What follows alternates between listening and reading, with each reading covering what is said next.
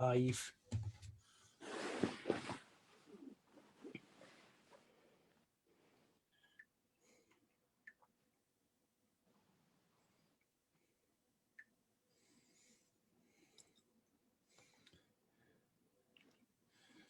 Right, live now, edit privacy policy, public. In fact, before I go public, I can actually wait them out. So if I share this to, no, that's another one. Share to that page and share to no thanks. Share. We're not actually live. I don't think we're live anyway. At least I don't think we're live, but no, I've no changed it yet. So if I do this, post that there, and then if I do, that's that there, and then if I share it with, you should be able to share it on your page, Liz. All right, I've just got you on my wee picture for my phone. Right, wait now. My laptop started going funny. I haven't to download other stuff, so I'm not faffing about with that now. Wait now, friends timeline. Watch this. I can do this. Was white.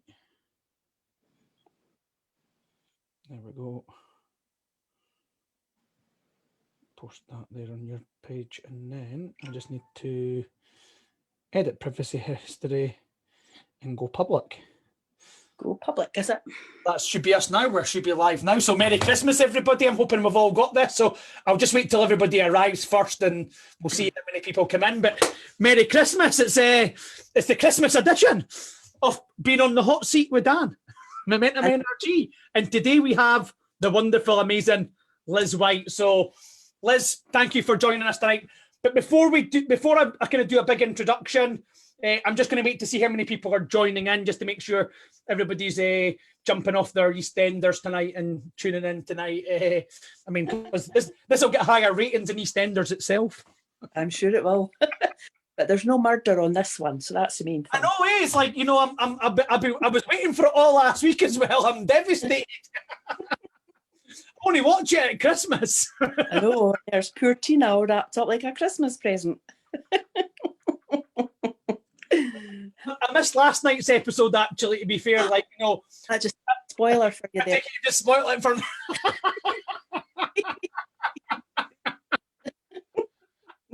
But it's surreal.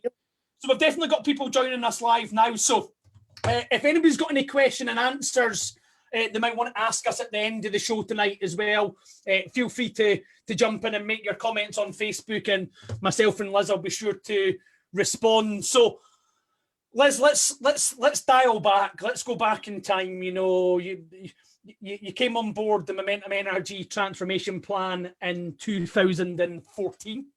Yep. Talk me through then, what were you struggling with before coming on board the plan?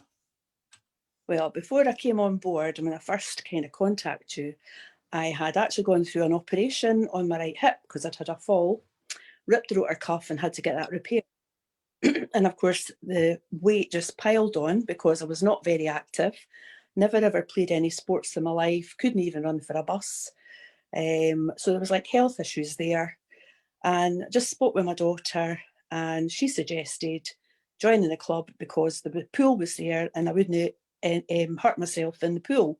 You were taking the classes, and that's when you asked me what had happened, and you were very good, made sure everything was fine when I was in the pool, kind of took care of me. And you then suggested, what about going up to the gym? And I thought, what the hell are you talking about? That's something I would never in my life do. And from there on, I think it was in the January, we started upstairs in the gym, and you were very gentle, gradually getting me working around some of the machines, explaining to me what was going on, how it was going to help me. And I always remember you asked about my diet. What did I eat? When I explained to you about trying to watch my food, not really eating much in the morning, breakfast, and then at lunchtime was going to be like a bowl of fruit, fresh fruit, with a yogurt over it, and you were going off your head. That wasn't enough. I needed to eat.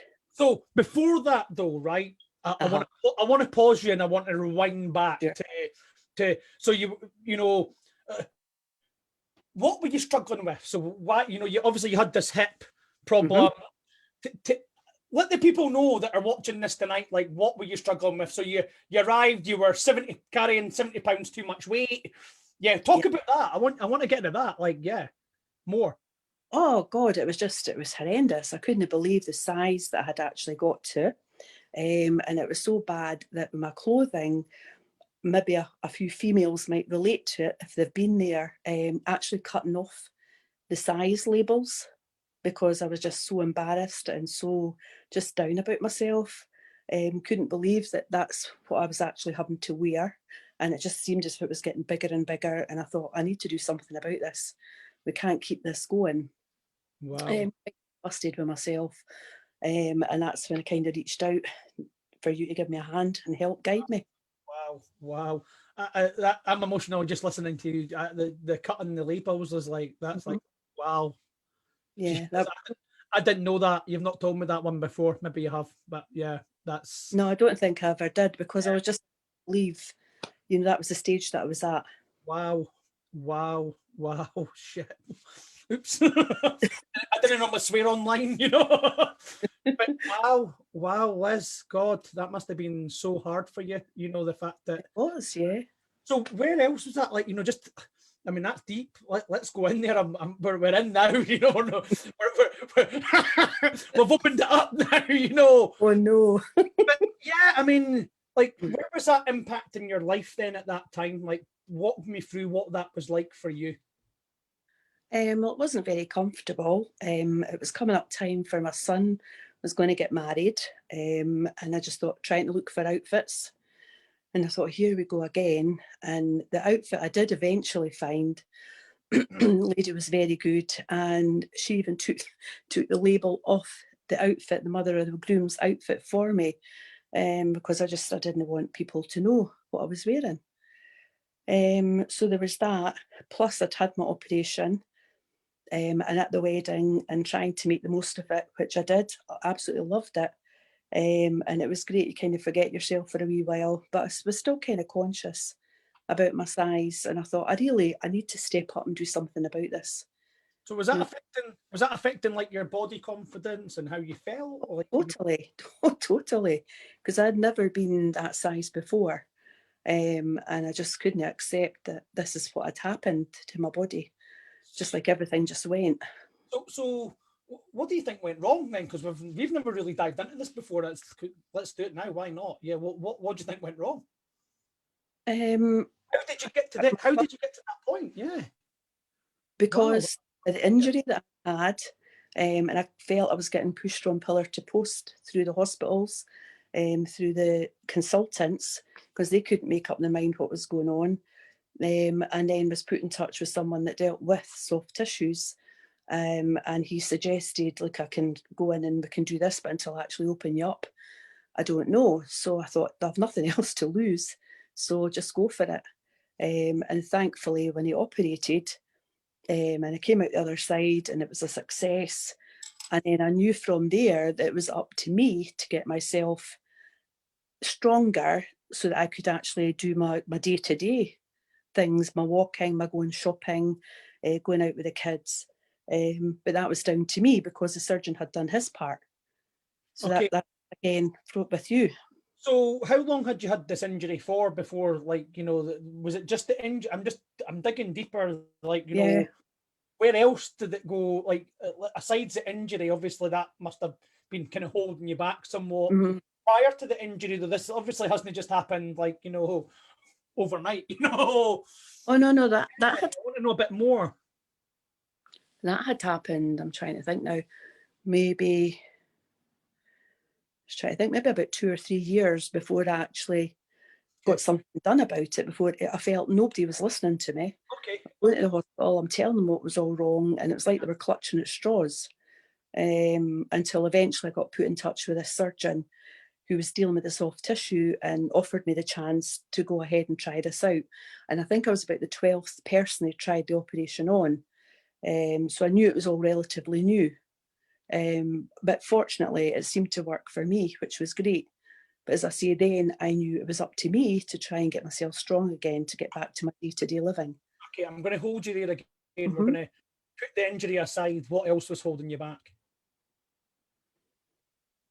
Just how I felt about myself.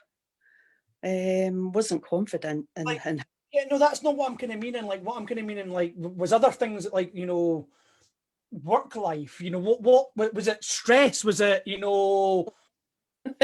yeah, work life, certainly. That was because I worked in the financial industry, and then of course, like pardon the French, but the shit hit the fan.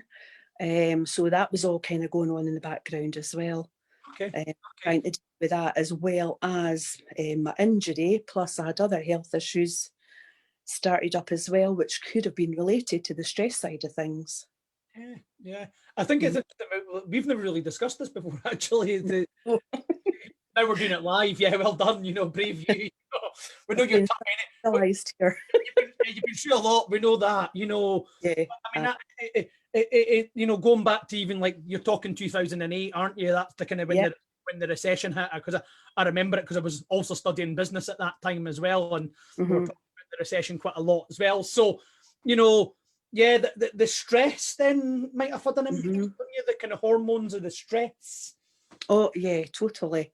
Because as well as ended up, it was like IBS that I'd taken, and I also had vertigo, which was a nightmare because anytime I tried to get up and walk, I'd be falling over.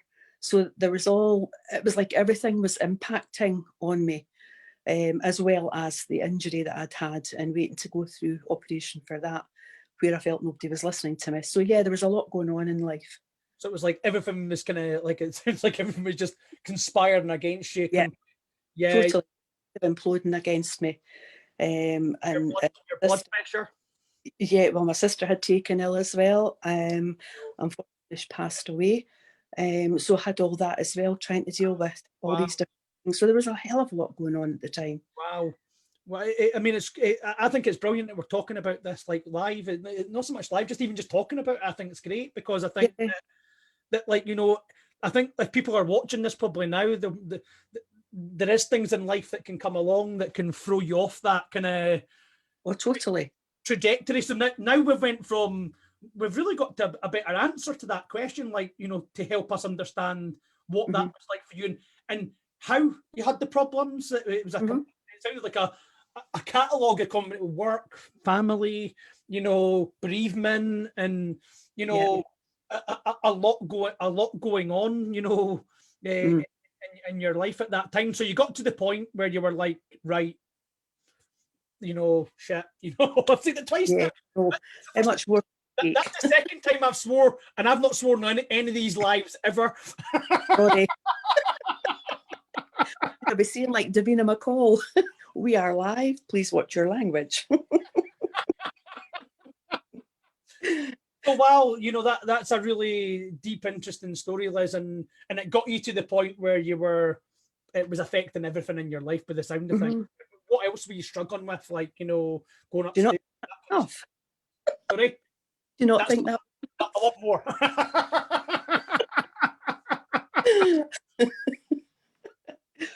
No, so it was affecting everything in your life, basically. I think with the sound of things, it was affecting all aspects of your life, and you got to the point where you needed to change. Okay. Yeah.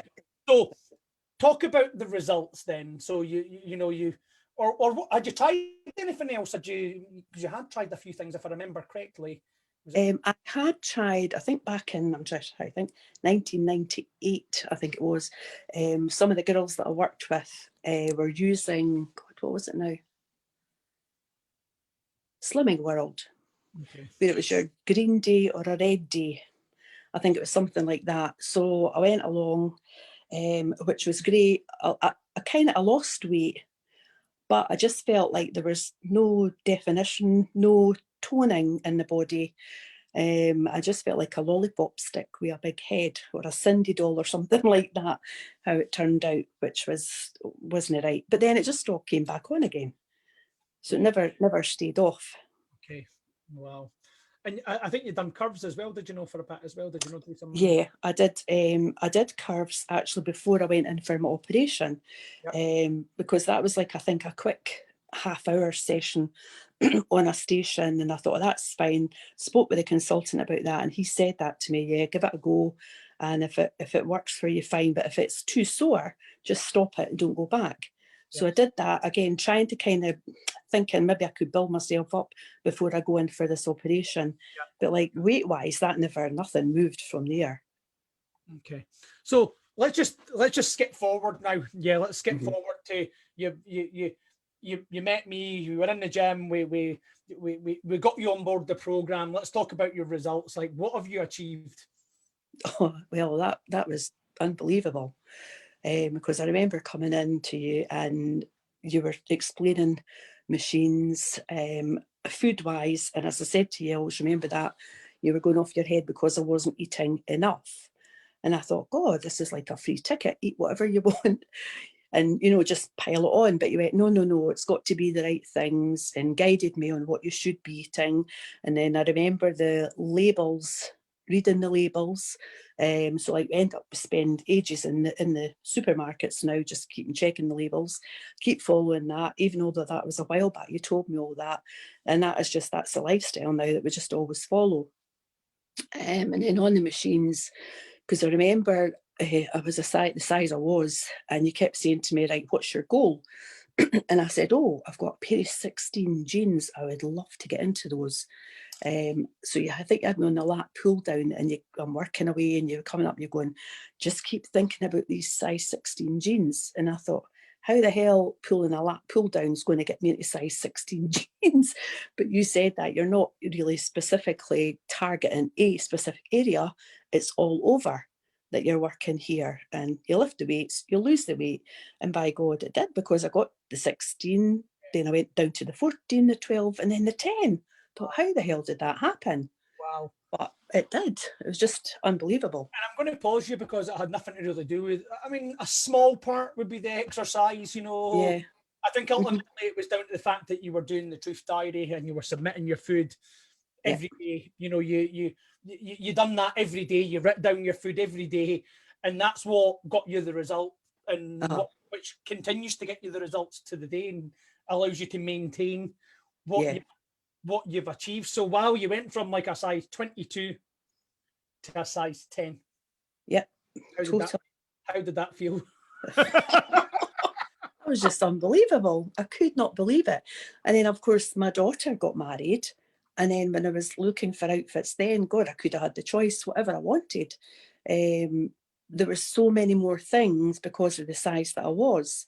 And what was even nice, I always remember my husband and I going and looking for an outfit, and I tried this outfit on, and there was two ladies there with their husbands, and their husbands actually came over and went, wow, you look stunning in that. And I thought, I didn't even know these guys, but that was really nice of them coming up and saying. So that was the outfit I ended up with. Wow. So they just made life so much easier for you then. Oh, definitely. Yeah. And I just felt so good about myself when you're getting complete strangers coming up and making those remarks, and you think, well, that's fine. I should have a complete different feeling to how I was at the very beginning. What other things changed for you then? Oh, another great point actually. My wedding ring. I was a size P on my wedding finger, and with the weight that I lost, it was falling off, it was getting loose, and it ended up at split. And I had to go buy, well, my husband took me buying a new one, and I'm now in a size L. So I've gone from a P on my finger down to an L. Who the hell would have thought that your finger would have been affected as well because of losing the weight? Wow. It's just unbelievable. Things like your energy levels and your confidence, and well, we didn't have to really talk too much about your confidence now. No, I don't think so. Could probably give you lessons on that now. But energy-wise, I can't believe the energy I've got, and I just feel that I have to keep doing things, exercising, going out walks. Just I've got so much energy, which is actually a blessing because I now have 3 grandchildren, and I'm able to play with them and throw them up in the air and carry my 2 boys at the same time, swinging them about, which it's great. Brilliant, amazing. I mean, it is incredible, like, because Mm. you know what you've achieved is just, it's incredible, and you've managed to maintain that. Yeah, well, that's it now. What, coming up, well, 7 years past from Wow. when I first started, Wow. and I've maintained that. So it proves that it does work. You get into the way of how you should be eating, but your lifestyle change, and you stick with it, and it's there for life. So let's fast forward a little bit, because I mean, truly incredible. I mean, the result you've achieved and how you've maintained it, and how it's like you went from telling me that you were like things were desperate, like back then. It Yeah, sounds like you weren't living your life, and n- all of a sudden now, like, well, I know you now. It's like you're. non-stop. I wouldn't describe you as not being confident. That's one thing I wouldn't say. But yeah, going back to that, that's like, for me, doesn't that kind of compute? Yeah, It kind of, I can't really imagine it. But let's fast forward, and I've got a question I'd like to ask you. Like, because you've been kind of on and off this plan for some time. You pop in, you jump in, you jump off, you get support when you need it, and yeah. you've continued to invest in your health. I want to ask, like, why continue to invest in coaching, and yeah, talk me through that. Well, why not? Christ almighty, health's so important. I would say even more so in these days with what's going on this past year, near enough. And then again, I had another injury, which, as you well know, and a few of my friends know, I ended up at the end of January this year, I went through a full knee replacement on my left knee. So I've had my right hip done, and now it's my left knee. So yeah, totally go for it with your health wise. You need to look after yourself. You're your best investment. Why not? Wow. And now, did you find that because you were fitter and stronger then, your recovery, your recovery for your knee has been like almost remarkable? Yes, because I'd got in touch with you prior to going in for my operation, and you were helping me and advising me there, and I was working on it to keep everything strong. And I spoke with, Dale Williams, Top physiotherapist, top physiotherapist, yeah, great guy, yeah, totally physiotherapist extraordinaire, yeah, magic fingers, magic hands. yeah. So he and yourself, I took advice from. So when I went in for my operation, I had that I got taken to the operating theatre 6:30 in the evening, back into my bed by 8:30, and had listened to what I'd been told and started getting the legs moving at 10:30 at night. The following morning, 8 o'clock, the surgeon came to see me and couldn't find me because I'd got the frame and was walking up and down the corridor. Wow. So that was amazing for them. They couldn't believe it. Yeah. And then continued with the exercises. Then again, saw Dale 3 weeks after my operation, and that was me back exercising, getting on the treadmill, on the bike, on the cross trainer, doing gentle exercise. But that was me back 3 weeks after my operation. Awesome. And I've continued to build from there. Again, contacting yourself, Yeah. and you've made sure everything's been strong for me, which has been fine. Yeah, because you've obviously been on the program, like you're kind of rolling program, really, for you. I'm quite happy to put this out there because, like, I think what you've just said, you've answered the question: why not invest in your health? So your recovery's been like near enough and like outstanding. Because talk me through: is there any pain in that knee right now? None whatsoever. It's How, great. I can how walk much on can, how it. much can you leg press right now? Well, what was it, 80? 80, Wow, near enough 100 kilogram. wow, Before I went in for my operation with my knackered knee, wow, I did 220 kilogram. But wow. I did that because I thought it's already damaged, so I can't do any more damage to it. Yeah. So just keep going for it. But it was, I yeah, mean, determined to do it. what's incredible for me about that story is how quick you've actually recovered. Like, had that been 7, 8 years ago, I don't think the same recovery would have been. No. I'm not Well, saying, I can I'm not tell saying, you that.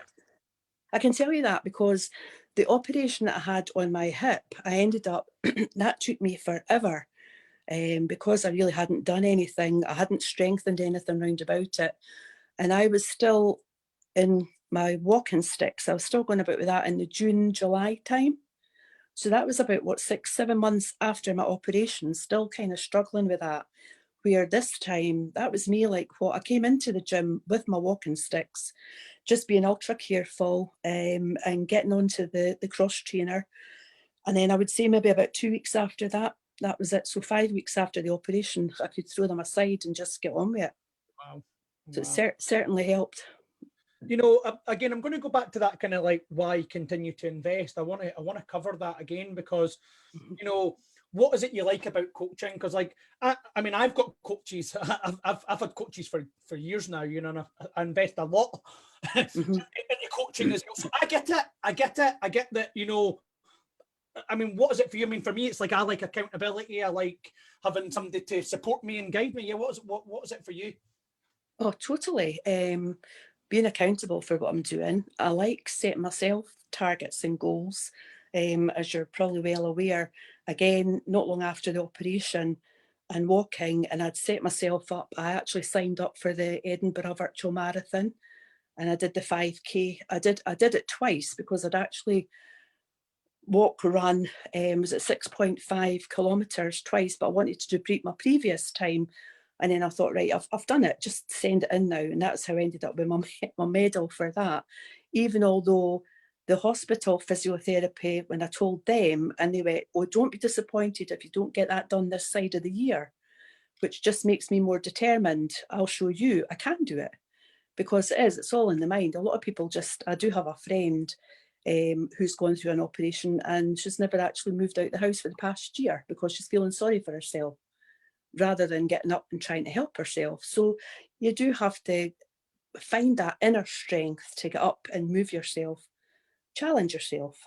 Yeah, wow. So this is a perfect time of year as well for setting goals and setting targets, isn't it? You know, so what would you say to anybody then that's watching this tonight? Like, you know, what advice would they give, you know, for how far you've come?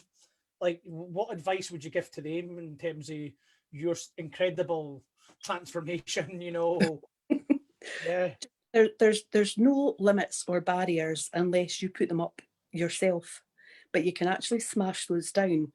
Just be determined that you can do it. God, if I can do it. I mean, I started doing that when I was 58 years old and I'm, believe it or not, 65 now. So age is no limit. Age is no barrier. So get that out of your head and just get on with it. Wow. I can't believe you just come out and said that there, Liz. Like, I didn't know that. I thought we were going back in time with your age. Well, my consultant actually thought that as well because he said that. He said, what are you doing? You're turning back time. I went, yep, Wow. like share. It is incredible, isn't it? You know, I agree. I mean, there's clients I've got that are like 80 and they're fit as hell.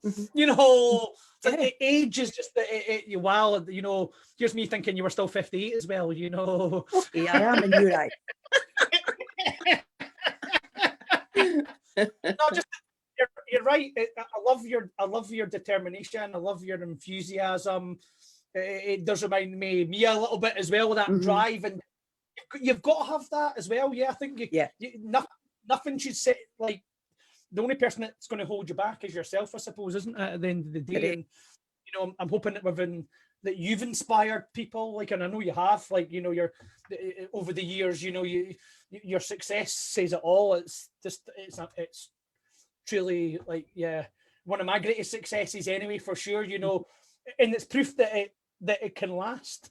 Of course, you know, you've given us the tools, you've given us the knowledge, you know, so that there's no reason that you can't succeed with it. Absolutely. So I'm going to see if Diane said great advice, Liz. You know, amazing. Just trying to see if anybody's got any questions that they would like to ask. I'll give you a few minutes. Sometimes I kind of see it on my phone. Sometimes, like, you know, it's not. I done that the other day. I switched it off and I was like, no questions, and I ended the call and it was like, I realised I then had about 100 questions afterwards. So has anybody got any questions that they would like to ask? I'll give you a few minutes to do that. So, Liz, if you could reverse back time, what advice would you say to your younger self? probably finding that moving, keeping fit, looking after your health at a younger age. As I say, I found that when I started working with you when I was 58 years old. But for me, my life's been great with all the ups and downs that I've had. And I'm glad that I've actually have found it. And I'm now going forward with it. And I will continue to go forward with it, even when I'm 99 or 100. Yeah. That's the plan.